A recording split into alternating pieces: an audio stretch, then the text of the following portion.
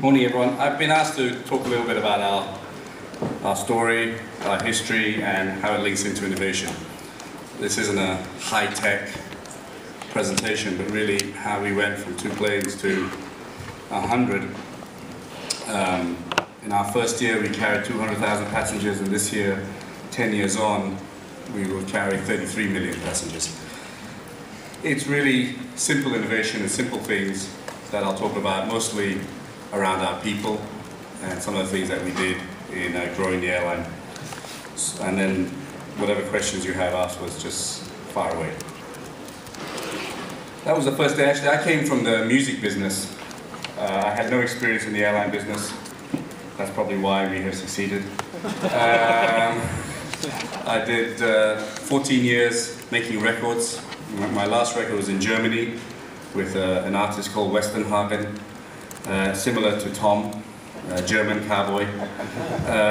It's most interesting, in Hamburg you see a German singing country and western music. It was quite interesting. And I had the idea, I was in AOL Time Warner. It started as Warner Communications, it became Time Warner, and the final merger, which was one merger too many for me, was AOL Time Warner. And it's funny how you make a career. I was sitting there in July of 2001, and the owner of Time Warner, Steve of AOL, was talking about his vision for AOL. And I was listening to this and saying, please give me some of the drugs you are taking, because it just sounded like fairy tale stuff. And I left based on one statement. The owner, Steve Case, said to me, Tony, what do you reckon our stock price should be in a year's time? And the stock price back in 2001 of AOL Time Warner was $80. And I thought to myself, based on what I've heard, and Time Warner was the company that came up with EBITDA, earnings before everything you don't like, and then called it cash flow. I'll forget about the 8 billion of debt there. And he said, what do you reckon our stock price should be? The stock price was $80 at the time. And I thought, having listened to what you said, if it's $80 in a year's time, you've done well. But I knew that I'd get instantly dismissed, so I said $90. And he went, wrong boy, $500. And at that point I said, please give me the drugs you are taking. I walked out of the room, I sold my stock options, not very many of them, but I sold them at $78. And I went to my boss and I said, I quit because I think this company is going to be destroyed and I don't want to take your salary and be a part of it. He was thrilled because he always wanted to get rid of me, because he thought I was after his job, which I was. And before he could change his mind, before he thought I could change his mind, he gave me a payoff and I left. And I had no idea what I was going to do. Music was my life. And I was flying back from New York, and I stopped in London, and I was in a bar having a soft Coca-Cola, and I saw Stelios on TV, another Airbus customer that John loves slightly more than me, but maybe afterwards he'll love me more. And Stelios was talking about low-cost airlines, and he was fighting British Airways, and I thought, well, this was interesting. So I went to Luton Airport, an airport that I'd never been to. And so everything was orange and people were flying to Barcelona for £9 and France for £7. And at that point, I decided I was going to start an airline. Now there's a very fine line between brilliance and stupidity. Okay, and I knew nothing about the airline business, but I just thought, this is a great idea. And this is before I met John. If I had met John, then I probably wouldn't have started the airline business. But I thought, well, this is great. If I can bring this to Asia, this would be unbelievable. And you know, I knew nothing about airlines. I had, between me and my partner, who's gone shopping, we had about $250,000 to start this airline.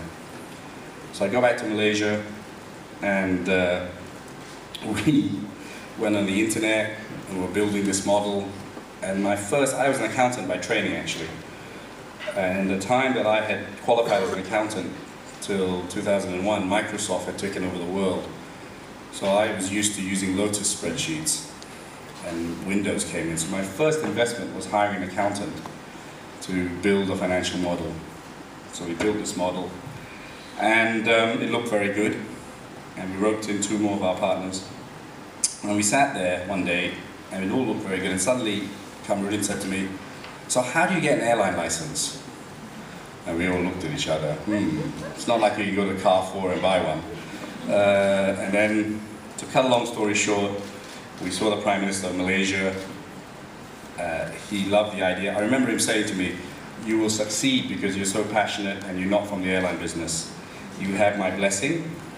And then the but came in, but you have to go and buy an airline.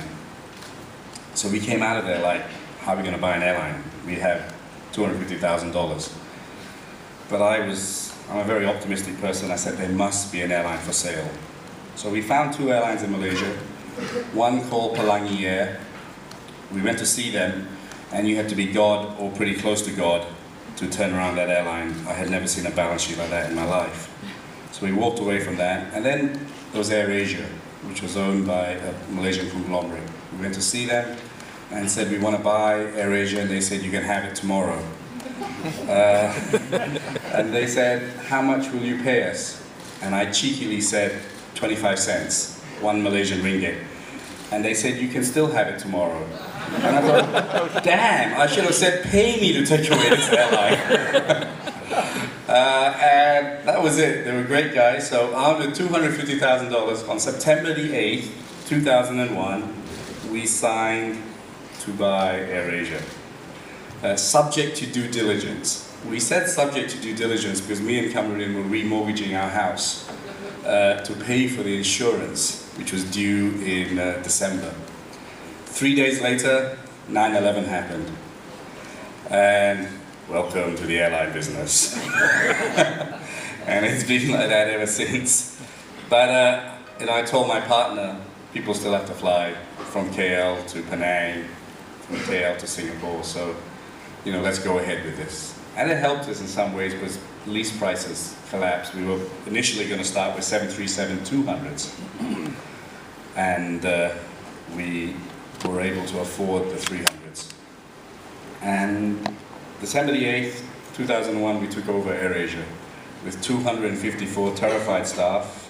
One of them is still here, our chief pilot, who went to some crazy airline in the Gulf called Qatar Air, and then realized what a beautiful place he left and came back. So we forgive them for a period. After a while we say rot in Qatar. So you can't write all of this, by the way. So Akbar's my friend, as is Louis' friend. And Airbus are now worried about inviting me for this speech. It's only 5 minutes and they're sweating already. So, where was I? Yeah, December the 8th, we took over 2 737s, and that was the first day me and Kamrudin, armed with, remember, $250,000, 2 planes, 254 staff. And that was the old AirAsia. That's what it looked like. All airlines seem to have some animal related to it. Tiger, lion, birds. And in Malaysia we had one named after an insect, firefly. And our first thing, not a good choice of a name because that firefly is the shortest living insect. So going back, no, this is an innovation, this is not a comedy show. But the first thing we did, and it was a very simple thing, and this is the first innovative thing we did. I looked at the plane, we had no money, it was blue and green, it had a bird, which I thought was facing the wrong way, and we changed it to red. So look at the difference, not just the girls. And look at that wonderful plane versus the 737. No, big difference. So we changed, and over the last 10 years, we've gone from 200,000 passengers to 32 million a year, from 254 staff to now we have 9,000 staff in airlines in Thailand, Indonesia, Malaysia, Philippines, and very soon in Japan, which is something I'm extremely proud about, all in these 10 years. We used a very innovative route structure. We flew to places that no one ever flew before. 50% of our routes are routes that no one ever did before. So you can be innovative in the airline business with the right aircraft and the right support. You know, provided with the Airbus 320, we could go to virtually any airfield around. And we developed so many new routes. We flew to places like Macau before anyone else flew to Macau. I remember we did cheeky advertising because we said, at least you have a low fare to take you home when you lose all your money in the casinos. And you know, we went from 1 flight a day to Macau to now we have 22 flights a day. We have more flights than Air Macau actually into Macau. And I think that's been the trend. We have always had problems, and having good partners like Airbus have helped us tremendously. Through our growth, we've been through SARS, bird flu, tsunami, earthquakes, government, national carriers, high oil, low oil, credit crisis, you name it, we've had it. But we've always found a way to grow. And really through new routes and marketing. And we were never defeated. During SARS, no one wanted to fly. They all said, if you go on a plane, you'll die. But I knew Malaysians very well. If you put a fare low enough, they will risk their lives. Okay? 800 ringgit, oh no, SARS. 80 ringgit, who cares about SARS? And we didn't fill the plane, but we made enough money to cover our costs, and we grew. During the Bali bomb, the next day, no one wanted to fly to Bali. I told my marketing staff, we can't let the Balinese down. This is the time they need us the most. And we made a lot of money out of flying to Bali, so we will not cancel a flight. So we came up with Love Bali campaign, and we gave away 10,000 free seats to Bali. And again, Malaysians and Thais and Indonesians didn't let me down. Give a free seat, and they weren't scared of terrorists either. But the key about the free seat was it was innovative marketing, because for every Asian that goes and gets a free deal, they will tell 1,000 people about it. So we effectively, the cost of those 10,000 free seats was more than covered through the word of mouth when people went to Bali and came back and said, no problem. And we were honored by the Balinese government to be the only airline never to cancel a flight to Bali. We went to Aceh after the tsunami. We were the first and only airline, international airline, flying to Aceh, because we said the people need connectivity, so we carried it through. So we've always found ways, we've always looked at a crisis as a way to actually grow market share and find opportunities to develop. There are always opportunities there. And in fact, our orders were done during some of the bleakest periods in the economy, which is also a good time to buy planes, by the way. So we've always been able to find the market. And that's our growth trajectory. The slide hasn't come out, but you know, last year we carried 29, 32, including AirAsia X. We've carried 100 million passengers. The slide hasn't come out, but we're the fastest growing LCC if you compare Ryanair and Southwest, which is on the far right graph. That's their growth trajectory. With the extra 275 planes, we believe that we could be one of the largest airlines in the world, and definitely one of the largest LCCs in the world. We are in a good part of the world in terms of Asia, but you still have to deliver that. That's our aircraft size today with the 100th delivery, and as John's mentioned, we have another 275 to come. And we've won the world's best low-cost airline 3 years running, and a large part of that is the fantastic reliability. We work the aircraft very hard. We're doing almost 14 hours a day, 8 landings and takeoffs. We start at 6, we finish at 12 at night. and 25-minute turns all along, and the aircraft have been great. Where they haven't been robust, Airbus have been fantastic with CFM in ensuring our reliabilities, and we have one of the best reliabilities and performances in the industry. So how did we do it? How did we go from an investment of 250,000 to today our market capitalization is 3 billion. On Friday we list Thai AirAsia, which was our first joint venture we did for about $1.1 billion. In what is probably the toughest period for any airline. We announced our results last quarter, and we grew by 7%. We announced it yesterday, the day before yesterday. So it's all these things in the jigsaw puzzle, and it's a lot of innovation, but it's not innovation as how you think of innovation. It's how we deal with people, how we deal with pilots, who are a unique group of people, how we make pilots like engineers. We have a very classic case here. Generally, most airlines, you don't see this.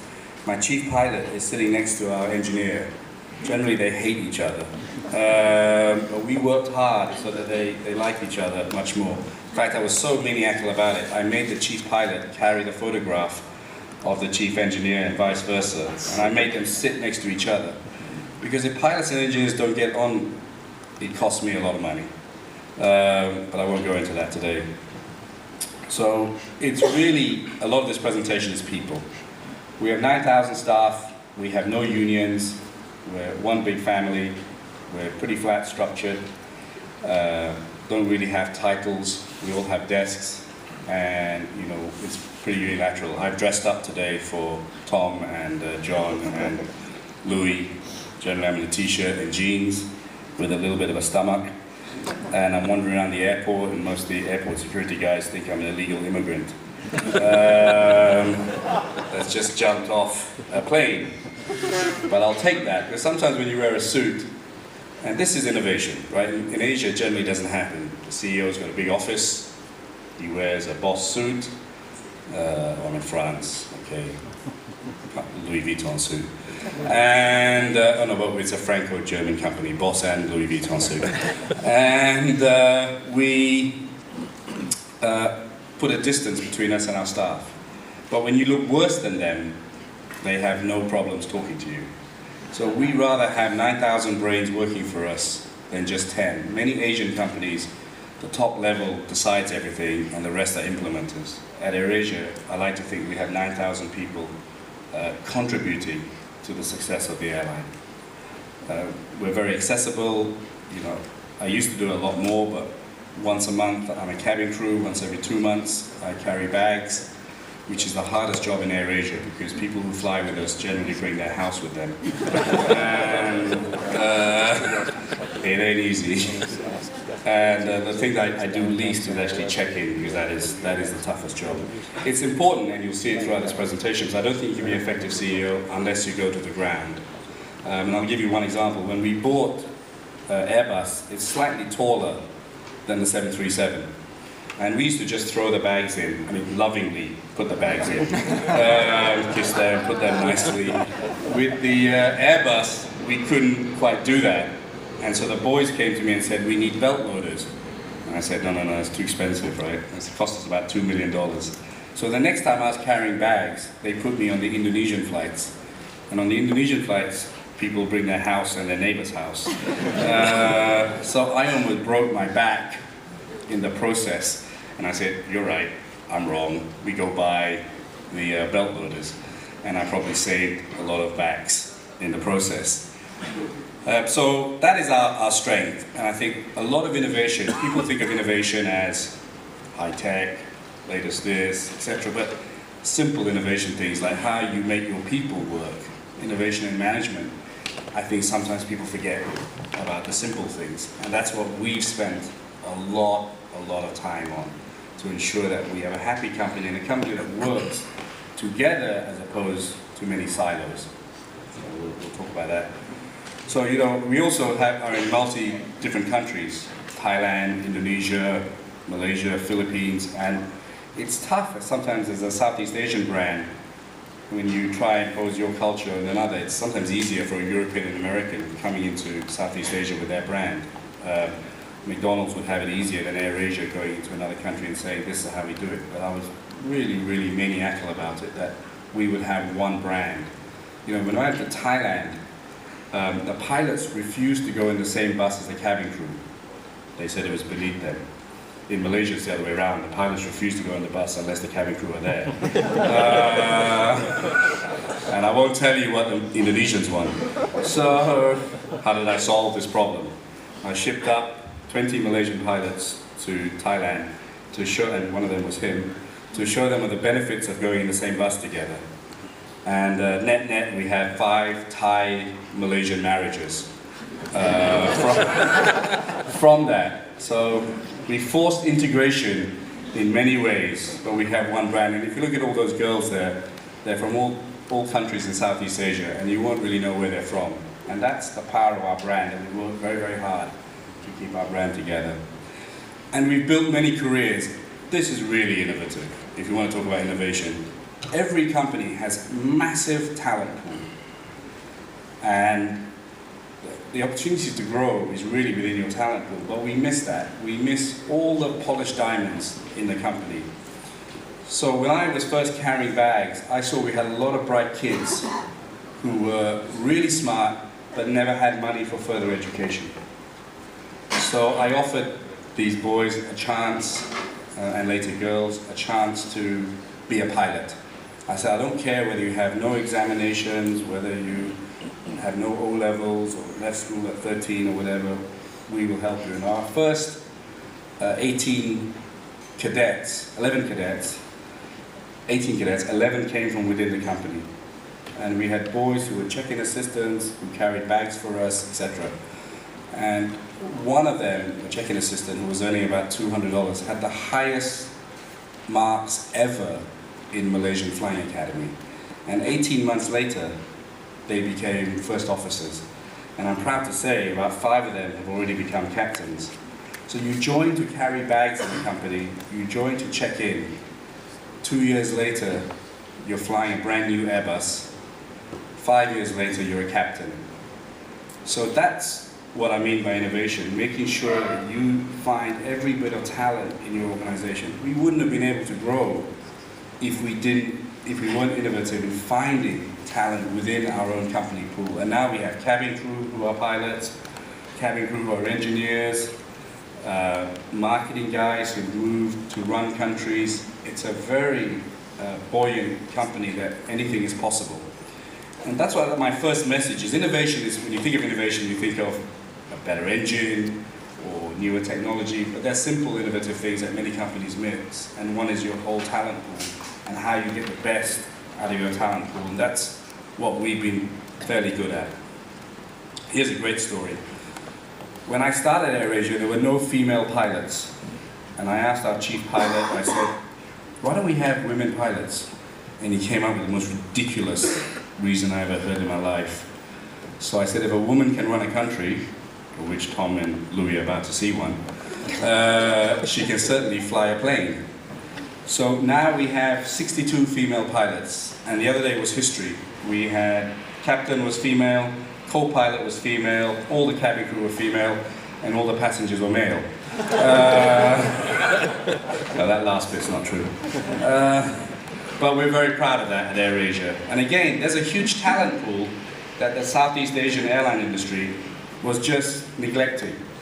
And and here's a wonderful example. This girl was a cabin crew in a bar when I was having a soft drink.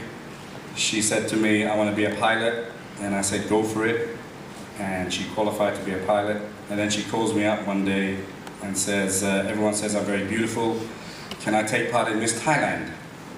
Interesting.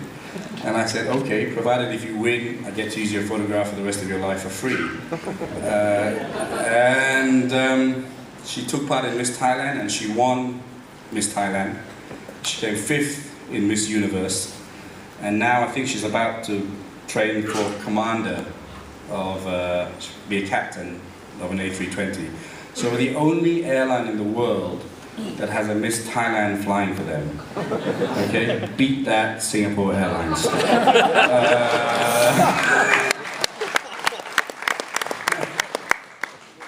But the moral of the story is not the Miss Thailand, is the fact that we had a flat structure that she could come up to me and say, this is my dream, I want to be a pilot, and we can do it. Now, if she was in another organization, dare I say another Asian airline, she probably wouldn't even know the CEO, and she would have been a cabin crew for a long, long time. So that, our style, our culture, our innovation allows us to get the best out of people. And we've built a very strong brand. We spend a lot on branding. Yeah, that ad is, I own a football club called Queen's Park Rangers, which just survived being relegated. And when we did the ad, we did this, and in Asia you don't do these things, but we do it.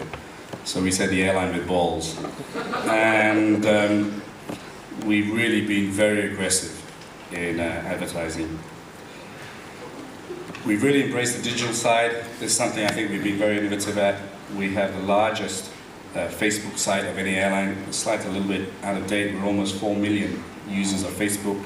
We believe we've interacted with our customer base so much. I'm on Twitter. I have 210,000 people follow me. And we're very accessible.